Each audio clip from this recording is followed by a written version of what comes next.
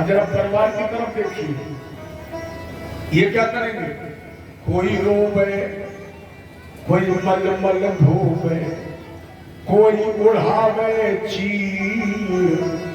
अब कुछ तो इतने फिक्रमंद होते हैं कि वो मरने से पहले कहने लगते, अल्लाह अभी बचे हैं थोड़ी, पहले पास कटवा लो।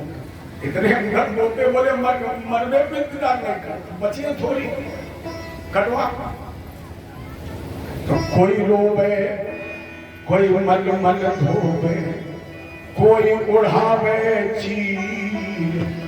अंत समय कोई काम ना आवे, अंत समय कोई काम ना आवे, जाना पड़े अखीर हंसा निकल गया पिंजरे से, खाली पड़ी रही तस्वीर।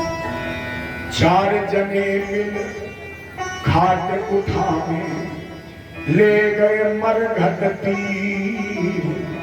चार जने मिल घाट उठावे, ले गए मरघट तीर। अपार बूढ़ कुइला कर डालो, एक दीदी एक आग पीछे डालो। और लोग कहते क्या है, थोड़ी चीनी डाल दो, रात डालो, जल्दी घी डालो। क्योंकि समाज ने एक शब्द हमारी पीठ पर लाद दिया है। कब से? जब से हमारी मां के गर्भ में नींव रखी गई, उस दिन से हमारी पीठ पर एक शब्द ऐसा समाज ने जोड़ा है, जब तक हम राख नहीं बन जाएंगे तब तक वो शब्द आपका पीछा नहीं छोड़ेगा। और उस शब्द को कहते हैं जल्दी। नोट करिए, वो शब्द है जल्दी। जैसे मां के गर्भ में नींव रखी गई, परिवार के लोगों को पता लगा, ईमानदारी से बताओ लोग क्या कहते हैं, जल्दी 9 महीने का समय हो जाए। और 9 पूरे हुए, बोले जल्दी नर्सिंग हो, जल्दी छुट्टी कराओ, जल्दी 6वीं 12वां पसनी, बोले जल्दी पढ़ाओ। और हाई स्कूल में भी नहीं पहुंचा, बोले हे राम जानकी भगवान, लड़कुआ की नौकरी लग गया। जल्दी में नौकरी लगी, जल्दी में वेतन मिला। और इतनी जल्दी में वेतन मिला कि वो 30 तारीख नहीं आ पाई, 15 लोग खत्म। बताइए अगर कहीं जल्दी ना हो। कथा में भी आते हैं जल्दी, और जैसे घंटे 2 घंटे बैठे, गरीब देख बोले तो जल्दी आरती हुई जाए। आप नहीं, हम भी कहते हैं। अच्छा इसे छोड़ो, नहाने बैठते हो मन क्या कहता है, जल्दी नहाना। पूजा पे बैठते हो मन क्या कहता है, जल्दी कर लो। भोजन करने बैठते हो तब मन क्या कहता है, जबकि जिंदगी के सारे काम केवल भोजन के लिए है। 2 चीजें पाठकी, 2 चीजें मनुष्य के जीवन में जीने के लिए बहुत जरूरी है। 2 चीजों के बगैर आप जिंदा नहीं रह सकते हैं। उसमें पहली चीज है भजन और दूसरा है भोजन। दोनों में अंतर क्या है? अक्षर तीनों में एक ही है, दोनों भा जा और ना। जो अक्षर भजन में है वही भोजन में है, लेकिन एक अंतर है, भजन में कोई मात्रा नहीं है और भजन में भोजन में मात्रा जरूरी है। और अगर भोजन में मात्रा गड़बड़ हो गई तो थक गया ग्लूकोज। इसलिए भोजन में मात्रा रखिए और भजन खूब। जब मिले जहां मिले, जैसे मिले वैसे जाओ। तो जब हम भोजन करते हैं बैठते, तब भी मन कहता है जल्दी। जीवन में आराम कब मिलता है?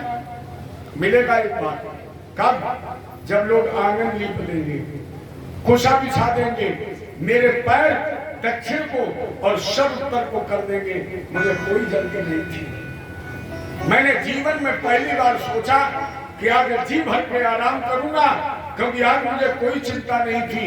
लेकिन बेदर्द लोगों ने यहाँ भी मुझे आराम नहीं करने दिया, क्योंकि हम आराम करने के लिए लेटे, पड़ोसी बोले दादा को बहुत कष्ट हो रहा है, अब तुलसी को दल और गंगा जल छोड़ दो, उसको जल्दी मर जाए। वहां भी आराम नहीं करने दिया, और पूरे मर भी नहीं पाए, बोले बात कटवा तो मन मनवा। वही तो मैं कह रहा हूँ, 4 जने मिल खाट उठावे, ले गए मरघट तीर। और बार बूढ़ कोयला कर डालो। इस शरीर की 3 ही गतियां हैं। पहली गति शरीर की प्यारे रात बन जाएगा, और शरीर राख बनने से बच गया तो याद रखना ये सड़ जाएगा, इसमें कीड़े पड़ जाएंगे। और इससे भी बच गए तो ये शरीर मल और मूत्र बन जाएगा। इसकी चौथी गति आज तक न हुई, न है और न कभी होगी। पहली गति ये शरीर राख बनेगा कब? जब आप हिंदू होंगे। हिंदुओं में क्या किया जाता है? राख। और अगर हिंदू छोड़ के तुम मुसलमान हुए, जलाए जाओगे, गाड़ दिए जाओगे, और जब दफन कर दिए जाओगे तो क्या पड़ेंगे? कीड़े तो पड़ेंगे, सड़ जाओगे।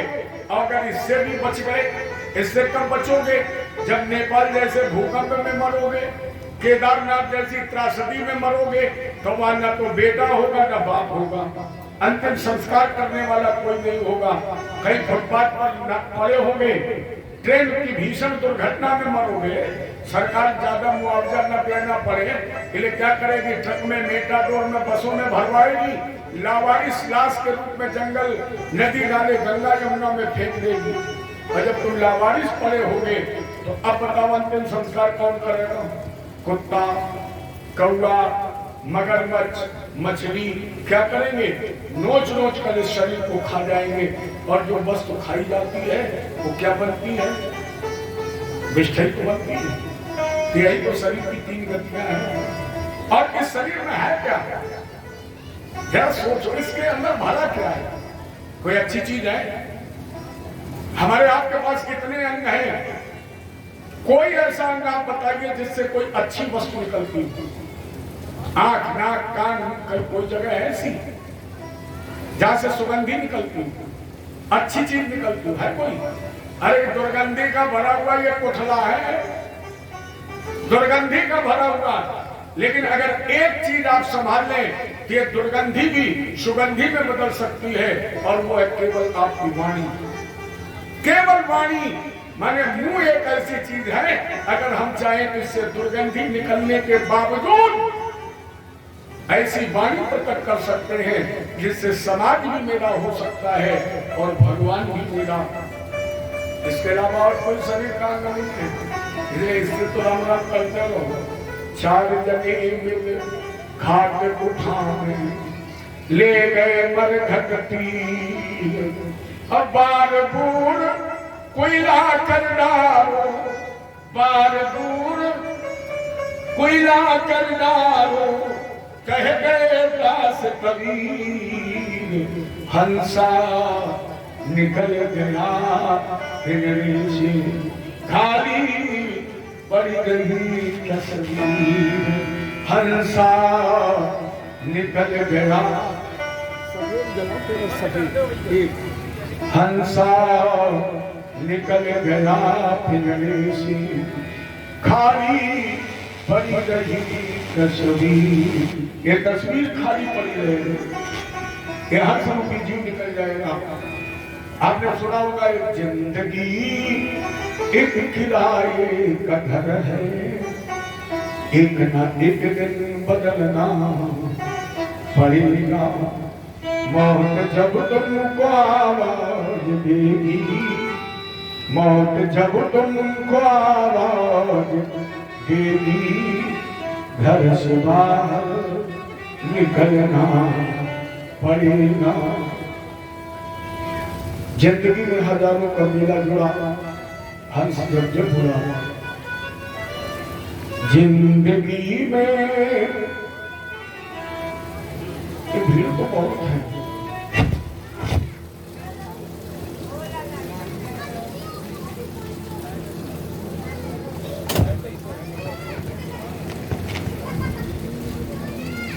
जिंदगी में हजारों का मेला जुड़ा, जिंदगी में हजारों। और ये सारी जो हमारी भूमिका है, मेरा जो प्रस्तावना है, वो केवल एक ही संकेत कर रहा है, वो विषय मत भूलना। परमात्मा को बांधने के लिए तीन चीजें छोड़िए, शरीर, समाज और संसार। क्योंकि जिंदगी में हजारों का मेला जुड़ा, हंस जब जब उड़ा तो अकेला उड़ा।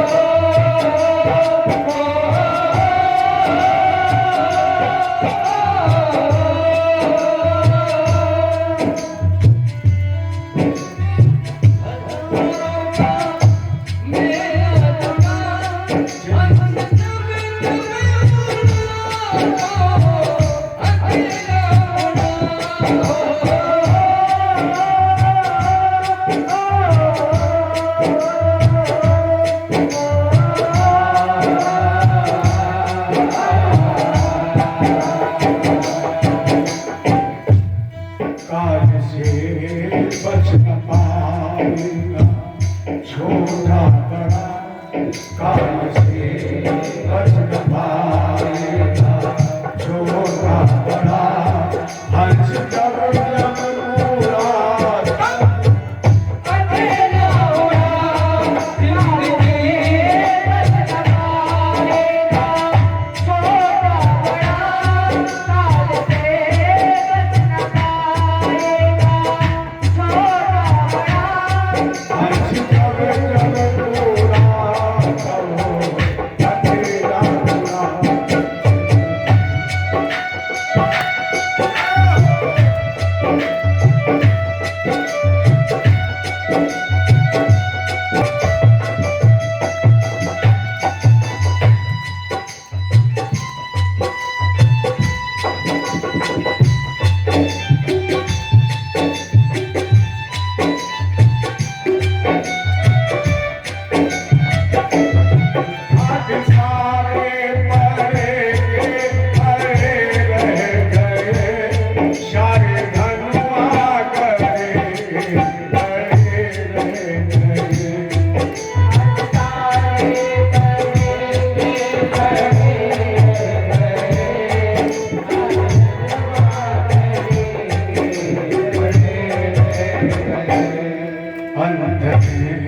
लखपति घेरा चुरा, लखपति घेरा चुरा, हर्ष जब जब पूरा अकेला चुरा।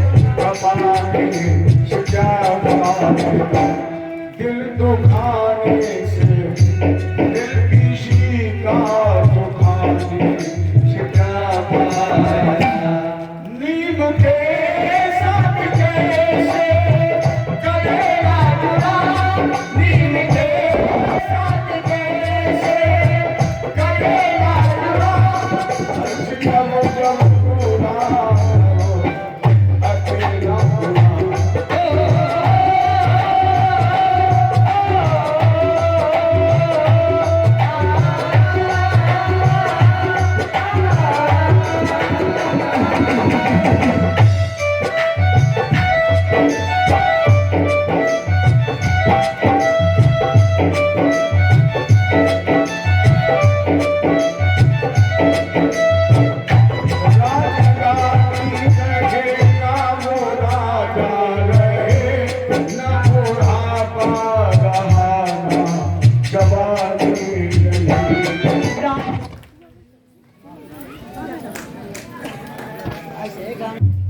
राजे राजे रहे न वो रानी रही न लड़कपन रहा ना जवानी रही।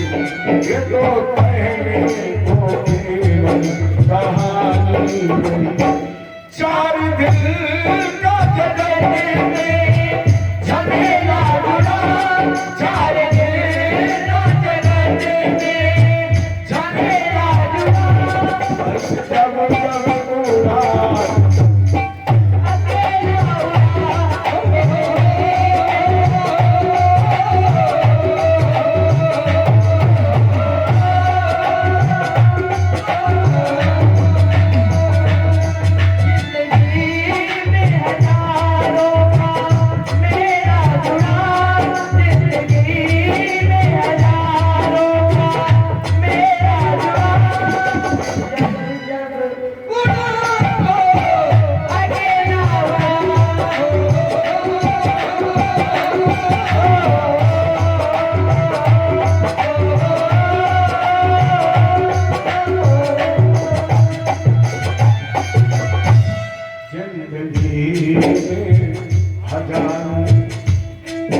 मेरा जुड़ा हर्ष जब जब उड़ा तब अकेला उड़ा। अर्थात परमात्मा को मानने के लिए आप तीन चीजें छोड़िए, शरीर, समाज और संसार। और जिस दिन हृदय में पैदा हो जाएगी भक्ति, ज्ञान और वैराग्य। अरे आप पूछा करो, भगवान ने अपने सर पर मोर का पंख बांधा है। कौन सा मोर पंख? जिसे मोर ने छोड़ दिया है, या जिस पंख ने मोर को छोड़ दिया है। तो या तो तुम समाज को छोड़ दो या समाज तुम्हें छोड़ दे, या तो शरीर तुम छोड़ दो या शरीर तुम्हें छोड़ दे। तभी तो भगवान के सर के ताज बनोगे। भगवान ने उलूखल का शिक्षा प्रारंभ किया।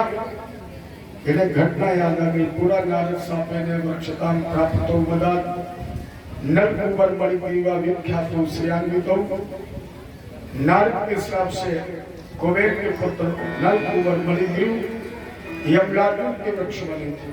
भगवान ने दोनों वृक्षों के मध्य से अपने को निकाला, उलूखल बेड़ा बेड़ा फंसा दिया, हल्के से झटका लगाया, जल से उखड़ गए। भगवान की परिक्रमा की, बयान करने का हम प्रसन्न है, मांगो। तो यमलार्जुन के वृक्ष जब परिवर्तित हुए तो नरकुंवर मणिग्रीव ने भगवान से कहा, प्रभु मुझे वरदान दीजिए। कौन? बोले, वाणी गुणानु कथने श्रवणो कथायाम अभस्तौ च कर्म सुमनस्तो पाद्यो नः।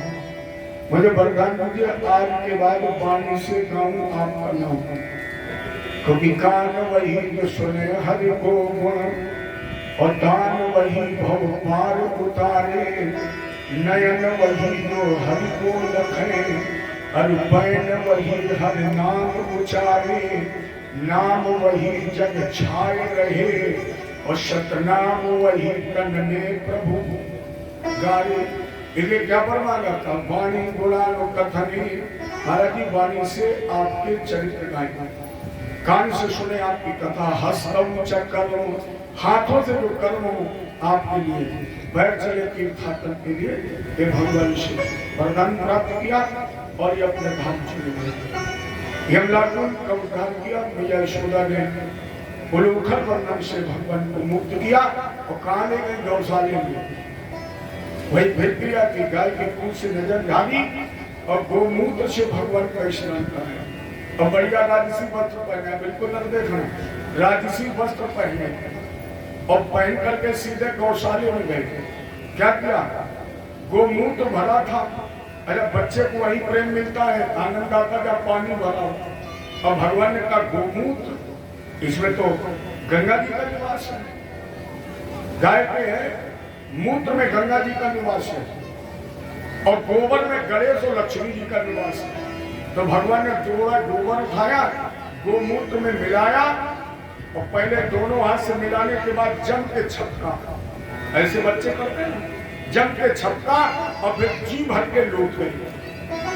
यशोदा जी ने नए कपड़े पहनाए तो सब गंदे हो गए। यशोदा जी दौड़ करके आई, भगवान की उंगली पकड़ी, बोले अगले जन्म में सुअर था क्या?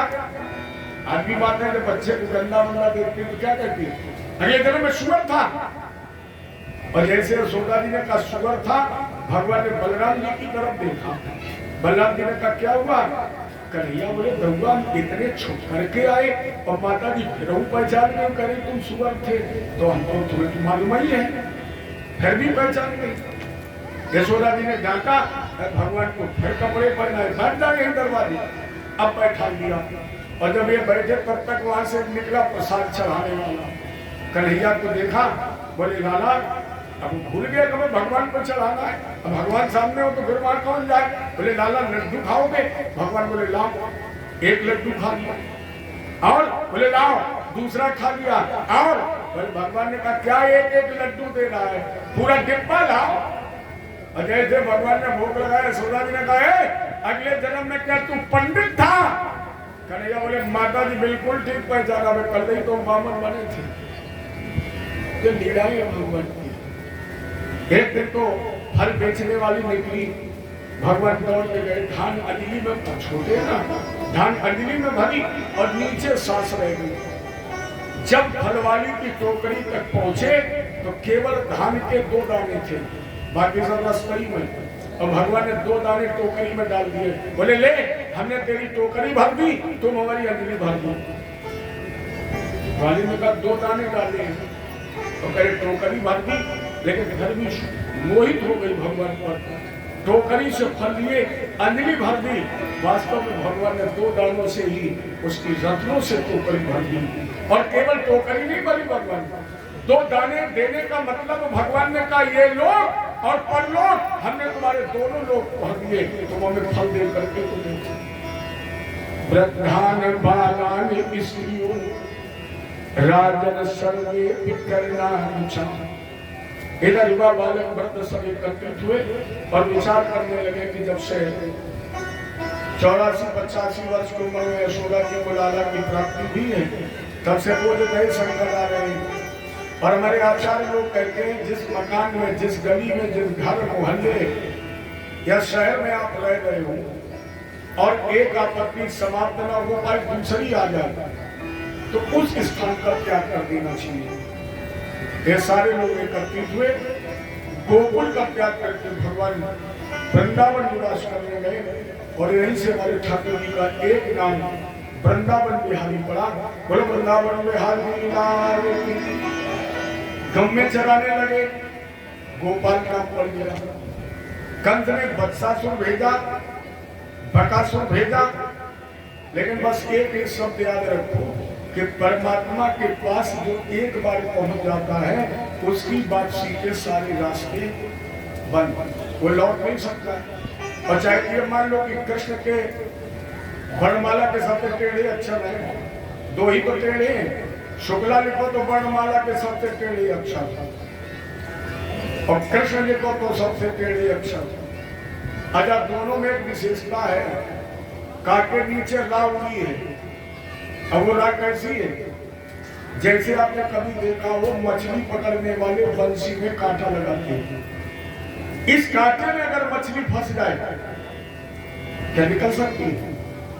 हमारे संतों ने, ऋषि का मतलब क्या है? रिसर्च।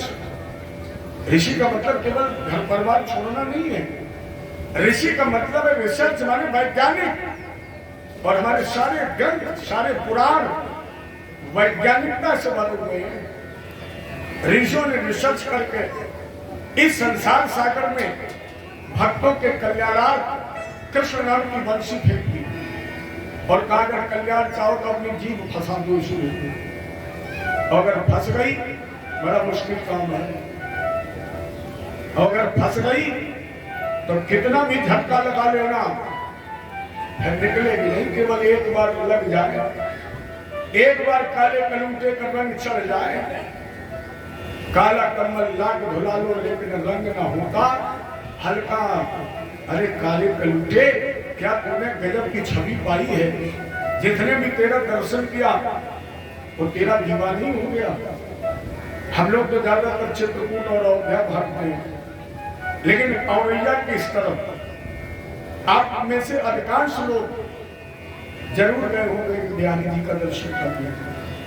और अगर आपने दर्शन किया हो तो एक बात बताइए, मेरा अपना अनुमान है इतने गजब के काले हैं कि अगर काजल का डिब्बा भी खोल दिया जाए तो शायद शर्मा जाए। इतने गजब के काले हैं कि काजल का डिब्बा खोल दिया जाए तो शर्मा जाए। लेकिन अरे काले कलूटे, जिसने भी तेरा दर्शन कर लिया। अच्छा, अपनी बात जब जाना तो पूर्णमासी निकल गए, अगली में जाना। अच्छा, हम तो चाहते कि अगली वाली में आप वहां नहीं, मेरे यहाँ आइए। गुरु पूर्णिमा पड़ रही और हम सोच रहे हैं कि अगर आप लोग आए तो हम गुरु पूर्णिमा के भंडारी का प्रसाद आपको खिलाएंगे। हो सके तो आइए। पहले तो अभी तक तो मैं कानपुर में भंडारा करवाता था, लेकिन अपनी बार इस क्षेत्र के लोगों का दूर पड़ता है तो अपनी बार बिल्कुल झींझट के पास हो रहा है। भगवान से प्रार्थना करो सुबह वाली साइकिल चल जाए तो काम हो जाएगा।